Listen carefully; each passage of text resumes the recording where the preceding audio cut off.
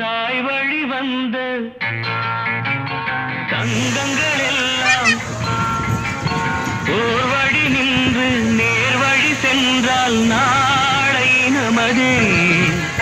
காலங்கள் என்னும் சோலைகள் மலர்ந்து காய்கனியாகும் நமக்கென வளர்ந்து நாளை நமதே. நாளை நமதே, நாளை நமதே.